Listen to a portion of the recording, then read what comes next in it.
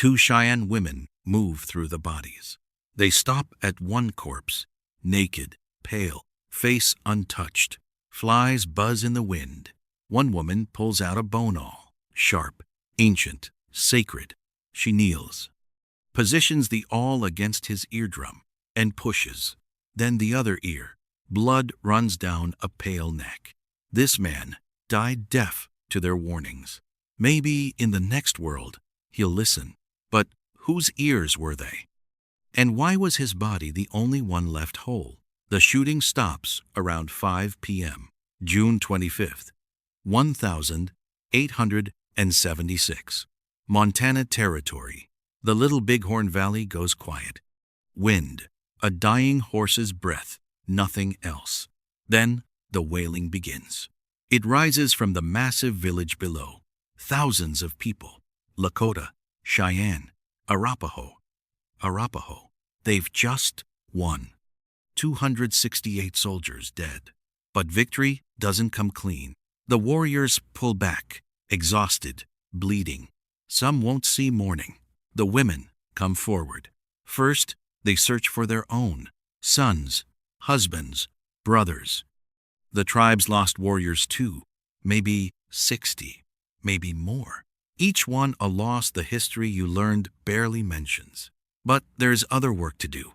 They move through the soldier bodies. Boots first, always useful. Rifles, ammunition, jackets, pants, pocket watches, money, anything small and valuable. This isn't cruelty, it's survival. These tribes are constantly running, constantly hunted. They take what the army carried in, but then the work changes. The purpose shifts. What happens next isn't about survival.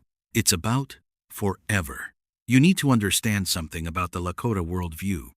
The afterlife isn't some cloudy paradise. It's a mirror of this world. You take your skills with you, your strength, your weapons, your ability to hunt, to fight, to walk. So when you kill an enemy, the war doesn't end. Not unless you deactivate them. Arms are cut. So they can't fight in the next world. Legs are slashed. So they can't walk the eternal plains. Hamstrings severed. So they can't ride. This is spiritual warfare, crippling the enemy in both realms. Eyes taken so they wander blind forever. Scalps removed to steal their strength. It's brutal, systematic, intentional. Almost every soldier on that field is mutilated. Almost. One body is different.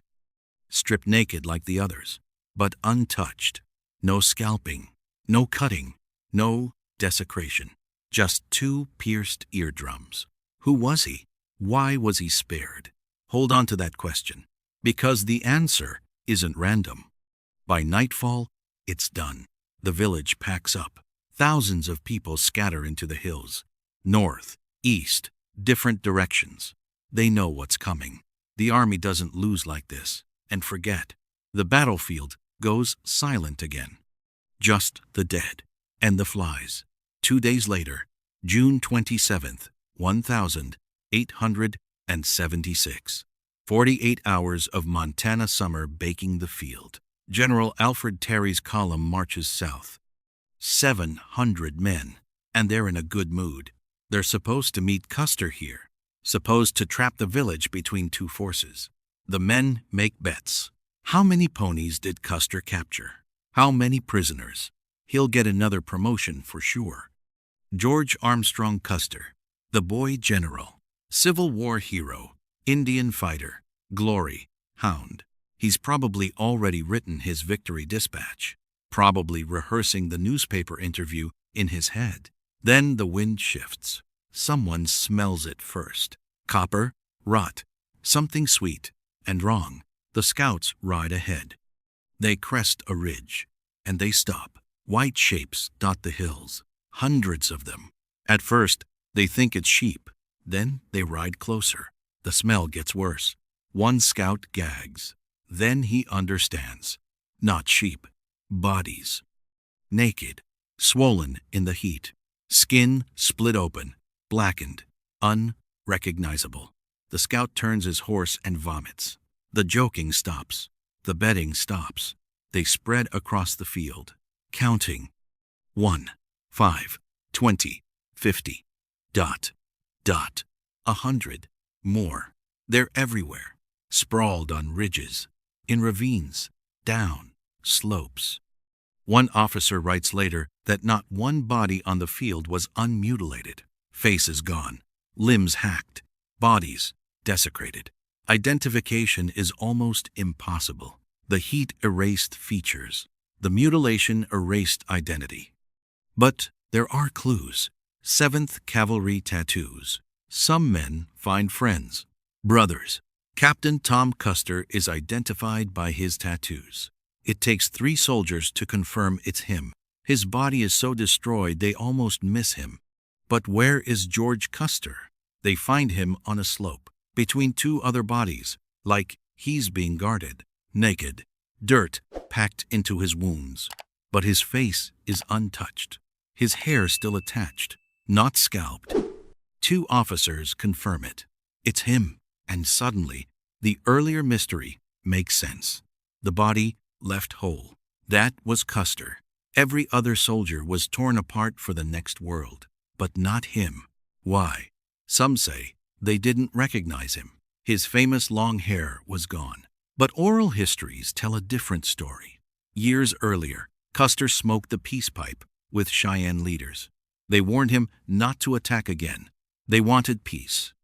He attacked anyway. Washita River, women and children killed. So when they found his body, they didn't mutilate him. They corrected him. They pierced his eardrums. So maybe in the next world, he would hear better. So maybe he would listen to warnings. Not far away, they find a horse, still alive. Captain Miles Keogh's mount, wounded again and again. Arrow shaft still in its flesh. The only living thing on that entire hill. The last witness. They nurse it back to health. It will never be ridden again. A living memorial to the dead. The soldiers bury the bodies. Shallow graves. The smell is unbearable. Disease is a risk, and the tribes could return. By June 29th, the field is quiet again, just wind. Then the clicking of a telegraph machine. July 4th, 1876. Philadelphia, America's 100th birthday. Crowds celebrate progress. Steam engines roar. The telephone is demonstrated. America feels unstoppable. The frontier feels finished. The Indian problem seems almost solved. Then the telegram arrives. Custer attacked a large village. Command destroyed. Over 200 dead. The celebration freezes. The news spreads. Massacre. Custer's last stand. The same crowds celebrating America's future now read about American soldiers erased. On the nation's birthday, humiliation, rage, shame. Before Little Bighorn, there was debate. Maybe peace was possible. After Little Bighorn, that debate ends. The order becomes simple. Extermination. More troops. More forts. More guns. The entire U.S. Army turns toward Montana and Dakota. And the tribes scattered in the hills, celebrating their victory, have no idea. They won the battle. They signed their death warrant. That night, the villages celebrate. They defended their families. They won. They don't know they'll never be this free again. Within months, the great village is gone. Shattered, scattered. Sitting Bull flees to Canada. They starve. They surrender years later. Crazy Horse fights on. Then surrenders. Then dies. The free life they fought for at Little Bighorn ends within 18 months. Little Bighorn was their greatest victory. This was just the beginning. The aftermath of Little Bighorn was even darker. Subscribe and watch the next story before it's buried by history. It was also the spark that burned their world down. Because in war, sometimes the most dangerous thing you can do is win. Winning draws attention. Winning demands revenge. Winning makes you a threat that must be erased. The silence that fell over the Little Bighorn Valley that evening wasn't just the end of a battle. It was the sound of a door closing on an entire world. And that's what really happened after Custer died.